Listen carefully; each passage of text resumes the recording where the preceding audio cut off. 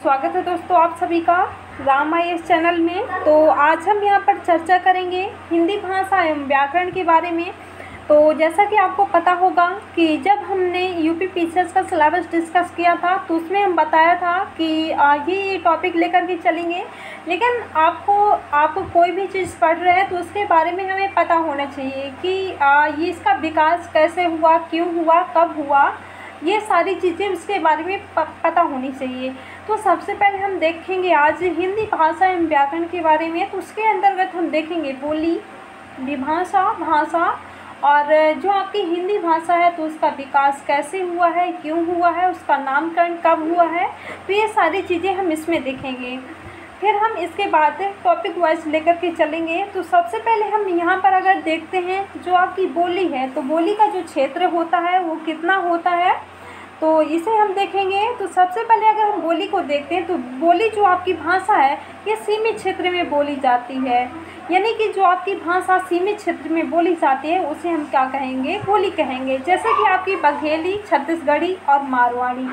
जो आपकी बघेली भाषा है तो ये आपको पता होगा कि जो आपकी बघेली भाषा है तो इसका एक जो क्षेत्र है वो सीमित है कि यानी कि इतने से इतने तक आपकी बघेली भाषा बोली जाएगी। और जो आपकी छत्तीसगढ़ी भाषा है तो इसका भी आपका सीमित क्षेत्र है। मारवाड़ी भाषा, इसका भी आपका एक सीमित क्षेत्र है। तो वही हमने बताया जो आपकी बोली है इसका जो क्षेत्र है ये सीमित रहता है, ये एक सीमित क्षेत्र में बोली जाती है। अब हम विभाषा की बात करें तो जो आपका विभाषा है, विभाषा का क्षेत्र बोली की अपेक्षा अगर देखा जाए, बोली में आपको पता होगा कि ये एक सीमित क्षेत्र में बोली जाती है। और जो आपका विभाषा होता है तो बोली की अपेक्षा इसका विभाषा का क्षेत्र बड़ा होता है। ओके, बोली की अपेक्षा जो इसका क्षेत्र है क्या होता है, बड़ा होता है। यहाँ पर आपको याद रखना है।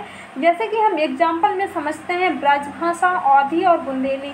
आपको जो पता होगा कि जो आपकी ब्रजभाषा है इसका एक विस्तृत क्षेत्र में ये भाषा बोली जाती है। इसका जो क्षेत्र है ये सीमित क्षेत्र है। ओके, बोली की अपेक्षा इसका क्षेत्र बड़ा है। ओके, वहीं अगर हम अवधी भाषा की बात करें तो इसका क्षेत्र भी बोली की अपेक्षा बड़ा है। बुंदेली भाषा भी आपका बोली की अपेक्षा इसका भी क्षेत्र बड़ा है। ओके, तो ये आपको समझ में आ गया होगा कि जो आपकी बोली है तो इस एक सीमित क्षेत्र में बोली जाती है और जो आपकी विभाषा है तो आपकी बोली की अपेक्षा विभाषा का क्षेत्र बड़ा होता है। ओके, तो ये आपको दोनों चीज़ें समझ में आ गई होंगी। अब हम अगला देखेंगे। अगला है यहाँ पर हमारा भाषा। भाषा हम किसे कहते हैं, विचारों के आदान प्रदान के साधन को। जो भाषा हम बोल करके दूसरे तक पहुँचाते हैं तो उसे हम क्या कहते हैं, भाषा कहते हैं। ओके, विचारों के आदान प्रदान के साधन को ही क्या कहते हैं, हम भाषा कहते हैं।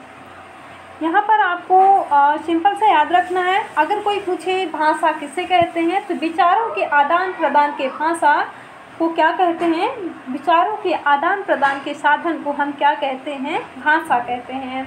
भाषा का जो क्षेत्र होता है वो भाषा का क्षेत्र विस्तृत होता है। जैसे कि हमने बोली में देखा, ये बोली जो है आपकी सीमित क्षेत्र में बोली जाती, और जो आपकी विभाषा होती है तो बोली की अपेक्षा विभाषा का क्षेत्र बड़ा होता है। वहीं हम भाषा को देखें तो भाषा का क्षेत्र विस्तृत होता है। ये बहुत मतलब एक बड़े क्षेत्र में बोली जाती है भाषा। भाषा के मुख्यतः रूपों के बारे में अगर हम देखें कि भाषा के कितने रूप होते हैं तो ये आप सभी को पता होगा कि भाषा के वैसे 3 रूप होते हैं, मौखिक भाषा, लिखित भाषा और सांकेतिक भाषा। लेकिन हम मुख्य रूप से बात करें अगर कि भाषा के कितने रूप होते हैं तो यहाँ पर हमें देखना है जो मुख्य रूप से भाषा के मुख्य रूप से अगर देखें तो मुख्य रूप से आपकी भाषा 2 प्रकार की होती है, जो कि पहला है आपका मौखिक भाषा और दूसरा है आपका लिखित भाषा।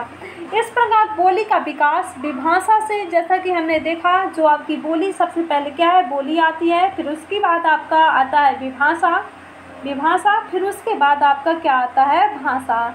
तो वही हम कहेंगे कि जो बोली का विकास हुआ है तो बोली का विकास भाषा में तथा विभाषा का विकास भाषा में होता है।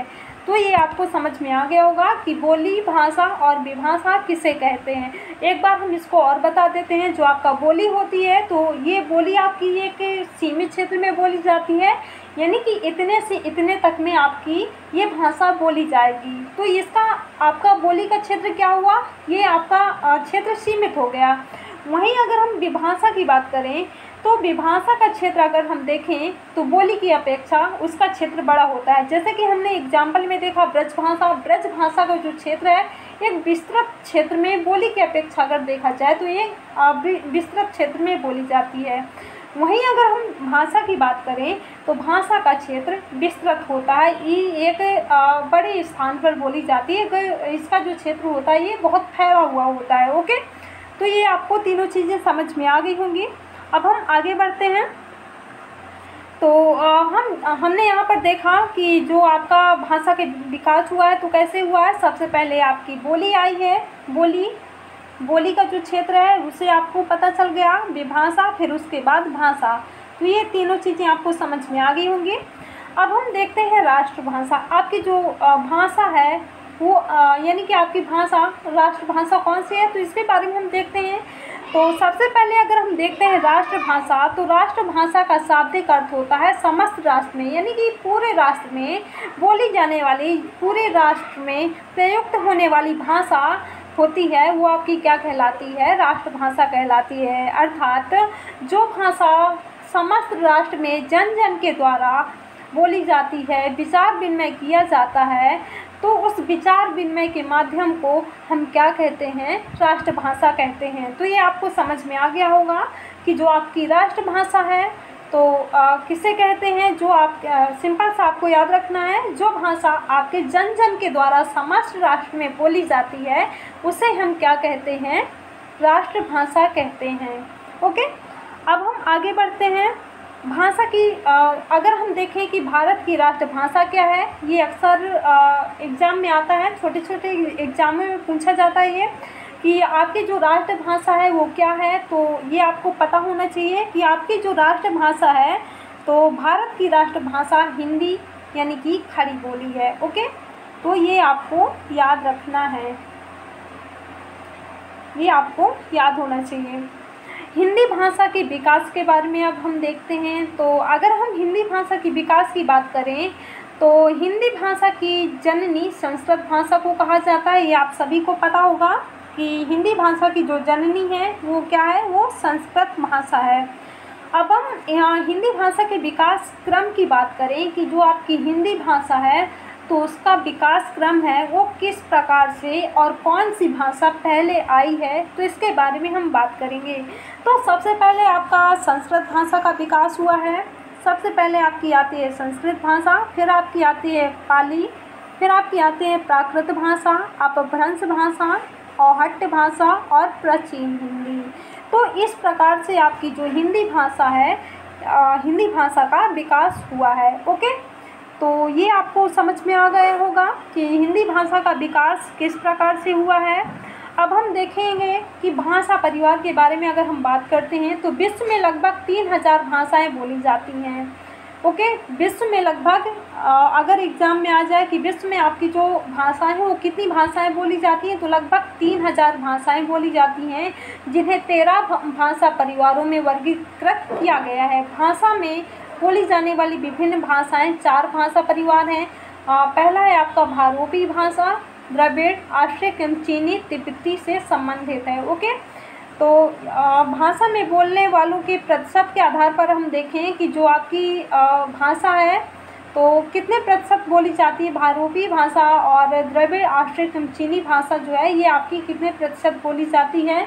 तो इसके बारे में अगर हम देखें तो जो भाषा आपकी सबसे ज़्यादा बोली जाती है, तो भाषा में बोलने वालों के प्रतिशत के आधार पर देखें तो जो आपकी भारोपी भाषा होती है, भारोपी परिवार होता है, तो ये आपका क्या है, भारोपी परिवार सबसे बड़ा भाषा परिवार है। ओके, यहाँ पर अगर आ जाए आपका ये जो 4 भाषाएं मैंने बताया, भारोपी, द्रविड़, आर्यक एवं चीनी तिब्बती, तो इनमें से अगर देखा जाए तो जो आपका भारोपी भाषा है, भारोपी परिवार है, तो ये आपका सबसे बड़ा भाषा परिवार है। ओके, आकृति या रूप के आधार पर हिंदी वियोगात्मक या विश्लिष्ट भाषा है। अगर हम आकृति या रूप के आधार पर बात करें तो जो आपकी हिंदी भाषा है वो क्या है, आपकी वियोगात्मक या विश्लिष्ट भाषा है। ओके, तो ये आपको समझ में आ गया होगा कि भाषा परिवार आपका क्या है।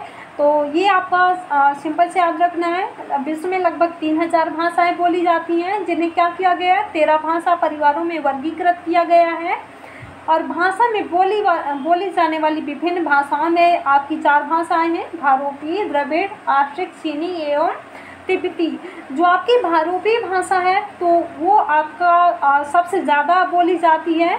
तो भारोपी परिवार सबसे बड़ा विस्तृत परिवार है। ओके, तो ये आपको समझ में आ गया होगा। अब हम देखते हैं हिंदी का नामकरण। जो आपकी हिंदी भाषा है तो उसका नामकरण कैसे हुआ है, इसके बारे में अगर हम देखते हैं तो हिंदी शब्द है जो आपका, ये आपका हिंदी शब्द फारसी भाषा का शब्द है। ये आपको याद रखना है, जो आपका हिंदी शब्द है वो फारसी भाषा का शब्द है। प्राचीन काल में भारत में जो ईरानी आए थे तो उन्होंने क्या किया था, सिंधु नदी एवं इस क्षेत्र में जो सिंधु नदी के किनारे जो लोग रहते थे तो उन्होंने क्या किया था, इस भाषा को, सिंधु को क्रमशः हिंदू नदी एवं हिंदी कहा था। जैसे हम देखते हैं क्यों कहा था, तो इसका कारण यह है कि जो आपकी फारसी भाषा में इसे क्या कहा गया है, हिंदी जो है आपकी फारसी भाषा है। तो इन्होंने क्या किया था, जो फारसी भाषा में जो सा होता था तो सा को हा उच्चारित करते थे ये ईरानी जो थे। तो ये क्या करते थे, सा को हा उच्चारित करते थे, और जो आपका धा है तो धा को दा उच्चारित करते थे। इसी कारण से आपकी जो भाषा है सिंधी को हिंदू नदी एवं हिंदी कहा गया है। ओके, तो ये आपको समझ में आ गया होगा कि जो आपकी हिंदी भाषा है तो उसका नामकरण किस तरह से किस भाषा में हुआ है। ओके, और किसने किया है, ये भी अक्सर क्वेश्चन आता है कि हिंदी भाषा का नामकरण किसने किया है। तो ये आपका ईरानियों ने किया है, और ये जो आपकी हिंदी भाषा है ये क्या है, ये आपकी फारसी भाषा का शब्द है। ओके, आपको ये भी समझ में आ गया होगा कि फारसी भाषा जो आपकी सिंधु और हिंदू नदी हिंदी है, तो ये कैसे, जो आपका ये ईरानी थे तो इन्होंने ये क्या करते थे, जो सा था तो सा को हा उच्चारित करते थे और धा को दा उच्चारित करते थे। ओके, तो ये सारी चीज़ें आपको समझ में आ गया होगा। अब हम आगे चलते हैं, हिंदी का वर्गीकरण। अब हम देखते हैं कि जो आपकी हिंदी भाषा है तो उसका वर्गीकरण किस आधार पर किया गया है। तो हम यहाँ पर अगर देखते हैं कि आपकी जो हिंदी भाषा है इसकी वर्गीकरण की बात करें तो सर्वप्रथम एक अंग्रेज अधिकारी थे जिनका नाम था जॉर्ज गियर्सन। तो इन्होंने क्या किया था, 1889 ईस्वी में इन्होंने क्या किया था, हिंदी भाषा को 5 उपभाषाओं तथा 17 बोलियों में वर्गीकृत किया था। इनके द्वारा जॉर्ज गियर्सन के द्वारा एक पुस्तक भी संपादित की गई थी जिसका नाम था ए लिंग्विस्टिक सर्वे ऑफ इंडिया। तो ये सारी चीज़ें आपको याद रखना है, जो आपका हिंदी भाषा का जो वर्गीकरण है किसने किया था और कब किया था, तो ये सारी चीज़ें आपको याद रखना है। ओके, अब हम देखते हैं जो आपकी हिंदी भाषा है तो इसका वर्गीकरण किस आधार पर किया गया है। तो यहाँ पर हम देखेंगे कि सबसे पहले आपकी आती है पूर्वी हिंदी, दूसरा है आपका पश्चिमी हिंदी, पहाड़ी, राजस्थानी और बिहारी। जैसा कि आपने देखा है अभी कि जो आपकी हिंदी भाषा है उसे क्या किया गया है, 5 उपभाषाओं में तथा 17 बोलियों में वर्गीकृत किया गया है। तो इसके आगे देखते हैं, जो ये आपकी हैं पूर्वी हिंदी, पश्चिमी हिंदी, पहाड़ी एवं राजस्थानी और बिहारी, ये क्या हैं, ये आपकी 5 उपभाषाएं हैं।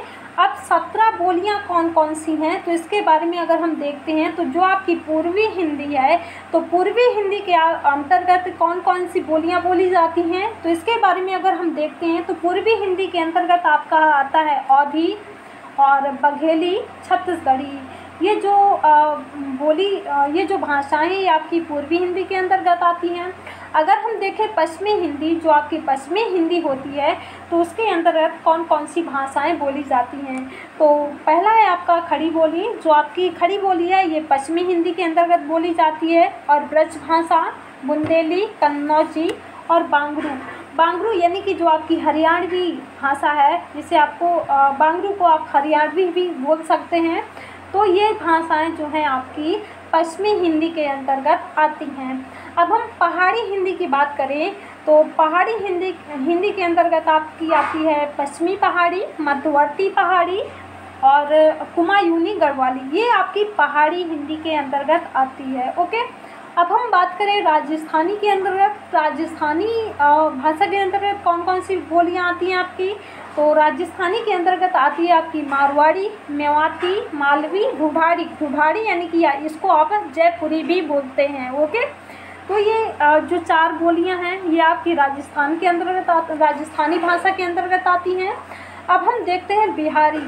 जो आपकी बिहारी भाषा है तो इसके अंतर्गत आपकी 3 बोलियां आती हैं, भोजपुरी और मगही, मैथिली। ये आपकी तीनों बोलियां जो हैं ये आपकी बिहारी के अंतर्गत आती हैं। ओके, तो ये आपको समझ में आ गया होगा। इनमें से बघेली का विकास अर्धमागधी अपभ्रंश से हुआ है और बुंदेली एवं मालवी का विकास सौरसेनी अपभ्रंश से हुआ है। तो ये चीज़ें भी आपको याद रखना है कि जो आपकी बघेली मैंने बताया, तो बघेली का विकास किससे हुआ है, अर्धमागधी अपभ्रंश से हुआ है। और बुंदेली और मालवी का विकास सौरसेनी अपभ्रंश से हुआ है। ओके, तो ये सारी चीज़ें आपको समझ में आ गई होंगी। अब हम अगला देखते हैं हिंदी की संवैधानिक स्थिति। हिंदी की संवैधानिक स्थिति क्या है, तो इसके बारे में अगर हम देखते हैं तो संविधान में हिंदी को राजभाषा की मान्यता 14 सितंबर 1949 को प्रदान की गई थी। ये अक्सर छोटे छोटे एग्जामों में पूछा जाता है कि हिंदी की स्थापना और हिंदी को राजभाषा के रूप में कब माना गया है, कब मान्यता प्रदान की गई है। तो ये यहाँ पर आप याद रखेंगे कि जो आपकी हिंदी भाषा है तो संविधान सभा में हिंदी को राजभाषा की मान्यता 14 सितंबर 1949 को राजभाषा के रूप में इसे क्या किया गया है, मान्यता प्रदान की गई है। 14 सितंबर को प्रतिवर्ष हिंदी दिवस के रूप में मनाया जाता है, जो कि आपको पता है कि 14 सितंबर 1949 को इसे हिंदी को राजभाषा के रूप में मान्यता प्रदान की गई है। इसी के उपलक्ष्य में जो हर साल आपका 14 सितंबर को प्रतिवर्ष हिंदी दिवस मनाया जाता है, तो इसी के उपलक्ष्य में आपका हर साल 14 सितंबर को हिंदी दिवस के रूप में मनाया जाता है। ओके, तो ये आपको समझ में आ गया होगा। अब हम आगे देखते हैं भारतीय संविधान में हिंदी को राजभाषा की मान्यता 14 सितंबर 1949 को प्रदान की गई। ये तो आपको समझ में आ गया है। आगे हम देखते हैं भारतीय संविधान के भाग 17 में देखें तो भारतीय संविधान के भाग 17 में राजभाषा को 343 से 351 तक तथा अनुच्छेद 120 व 210 में राजभाषा के संदर्भ में कुछ महत्वपूर्ण प्रावधान दिए गए हैं। अब हम देखते हैं कि जो आपका अनुच्छेद 343 है वो क्या कहता है, संघ की राजभाषा होगी। अनुच्छेद 343 है वो आपका क्या कहता है कि जो संघ की एक राजभाषा होगी। संघ की राजभाषा हिंदी और लिपि देवनागरी होगी। यहाँ पर क्या कहा गया है, अनुच्छेद 343 के अंतर्गत जो आपकी संघ की राजभाषा होगी, जो संघ की राजभाषा हिंदी होगी और जो इसकी लिपि होगी वो क्या होगी, देवनागरी होगी। ओके, संघ के राजकीय प्रयोजनों के लिए प्रयोग होने वाले अंकों का रूप भारतीय अंकों का अंतर्राष्ट्रीय रूप होगा। और इस संविधान के प्रारंभ से, ठीक है, यहाँ पर ध्यान रखना है, इस संविधान के प्रारंभ की यहाँ पर बात की गई है।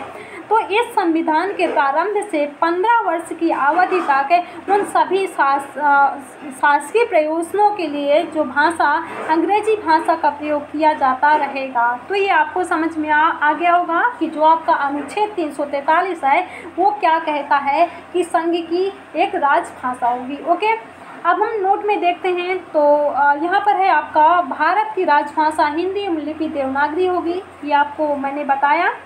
हिंदी और देवनागरी होगी। देवनागरी लिपि के विकास के बारे में अगर हम देखें, ये अक्सर पूछा जाता है कि जो आपकी देवनागरी लिपि है तो इसका विकास किस लिपि से हुआ है। तो यहाँ पर आपको याद रखना है कि देवनागरी लिपि का विकास ब्राह्मी लिपि से हुआ है। ओके, देवनागरी लिपि अक्षरात्मक लिपि है, जबकि अंग्रेजी लिपि की बात करें तो अंग्रेजी भाषा की लिपि रोमन लिपि है। ओके, देवनागरी लिपि क्या है, कैसी है, अक्षरात्मक लिपि है, जबकि अंग्रेजी भाषा की लिपि जो है वो क्या है, अक्षरात्मक लिपि है। यहाँ पर मैं आपको बता देती हूँ, देवनागरी लिपि जो है आपका, एक मिनट, ये जो है का, खा, गा, ये जो है आपका देवनागरी लिपि में लिखा जाता है।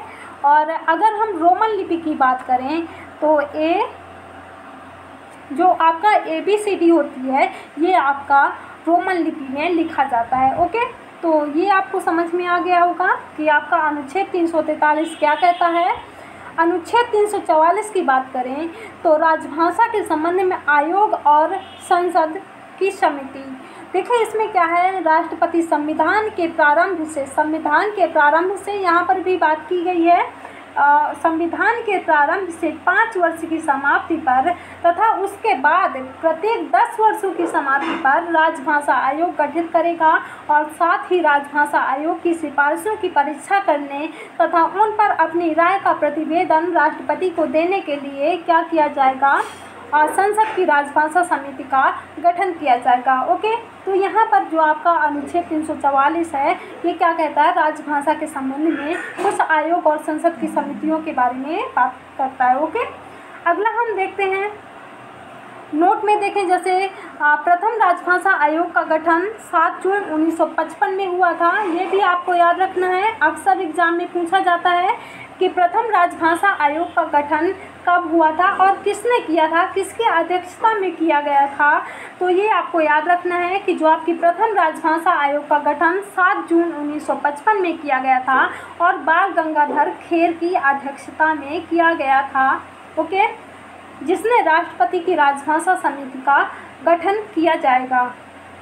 तो ये आपको समझ में आ गया होगा कि प्रथम राजभाषा आयोग का गठन कब और किसने किया था। एक बार इसको और बताती हूँ, 7 जून 1955 को किया गया था और बाल गंगाधर खेर की अध्यक्षता में किया गया था। ओके, अब हम अगला देखते हैं, अनुच्छेद 345 जो है आपका क्या कहता है। अनुच्छेद 345 कहता है कि राज्य की राजभाषा एवं भाषाएं होगी। अनुच्छेद 345 क्या कहता है कि राज्य की राजभाषा एवं भाषाएं होंगी। ओके, ये आपका अनुच्छेद 345 कहता है। अनुच्छेद 346 की बात करें तो एक राज्य और दूसरे राज्य के मध्य या किसी राज्य व संघ के मध्य संचार की भाषा, ये आपका अनुच्छेद 346 के अंतर्गत आता है। ओके, अब हम अनुच्छेद 347 की बात करें तो अनुच्छेद 347 आपका क्या कहता है, किसी राज्य की जनसंख्या के किसी भाग द्वारा बोली जाने वाली भाषा अनुच्छेद 347 के अंतर्गत आती है। ओके, क्या किसी राज्य की जनसंख्या के किसी भाग के द्वारा बोली जाने वाली भाषा वो आपका किस अनुच्छेद के अंतर्गत आती है, अनुच्छेद 347 के अंतर्गत आती है।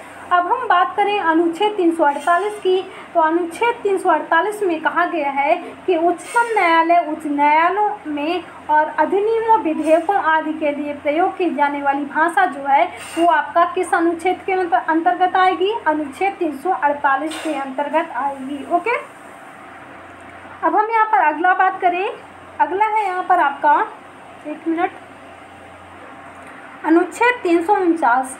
जो आपका अनुच्छेद 349 है वो आपका क्या कहता है, भाषा संबंधी विधियों के अधिनियमित करने के लिए विशेष प्रक्रिया, विशेष प्रावधान अनुच्छेद 349 में दिए गए हैं। अनुच्छेद 350 क्या कहता है, शिकायतों को दूर करने के लिए अभ्यावेदन में प्रयोग की जाने वाली भाषा आपकी अनुच्छेद 350 के अंतर्गत आएगी। अनुच्छेद 351 की बात करें तो हिंदी के विकास के लिए निर्देश दिए गए हैं आपके अनुच्छेद 351 में। अनुच्छेद 120 क्या कहता है कि संसद में प्रयोग की जाने वाली भाषा आपका अनुच्छेद 120 के अंतर्गत आता है। अनुच्छेद 210 की बात करें तो राज्य विधानमंडल में प्रयोग की जाने वाली भाषा जो है आपका अनुच्छेद 210 के अंतर्गत आएगी। क्या, आपका राज्य विधानमंडल में प्रयोग की जाने वाली भाषा है जो, वो आपका किस अनुच्छेद के अंतर्गत आएगी? अनुच्छेद 210 के अंतर्गत आएगी। ओके, तो ये सारी चीज़ें आपको समझ में आ गई होंगी। अब हम देखते हैं 8वीं अनुसूची। 8वीं अनुसूची के अंतर्गत आपकी कितनी भाषाएं हैं, तो ये हम देखते हैं। तो भारतीय संविधान में 8वीं अनुसूची में 22 भाषाओं को संवैधानिक रूप से मान्यता प्रदान की गई है। ये आपको याद रखना है क्योंकि अक्सर एग्जाम में पूछा जाता है। 8वीं अनुसूची में, भारतीय संविधान में 8वीं अनुसूची में 22 भाषाओं को मान्यता प्रदान की गई है, मान्यता दी गई है। कितनी भाषाओं को? 22 भाषाओं को। ओके, इस अनुसूची में अगर देखें तो इस अनुसूची में प्रारंभ की बात करें तो प्रारंभ में 14 भाषाएं थी, किंतु 21वें संविधान संशोधन 1967 के द्वारा सिंधी को, 71वें संविधान संशोधन 1992 के द्वारा नेपाली को और नेपाली, मणिपुरी और कोंकणी को, तथा 92वें संविधान संशोधन की बात करें तो 92वें संविधान संशोधन 2003 के द्वारा बोडो, डोंगरी, मैथिली व संथाली को 8वीं अनुसूची में शामिल किया गया है। ये आपको सारी चीज़ें याद रखना है कि जो आपकी प्रारंभ में कितनी भाषाएं थी? 14 भाषाएं थी, लेकिन उसके बाद 21वें संविधान संशोधन, 71वें संविधान संशोधन और 92वें संविधान संशोधन के तहत ये आपकी जो भाषाएं हैं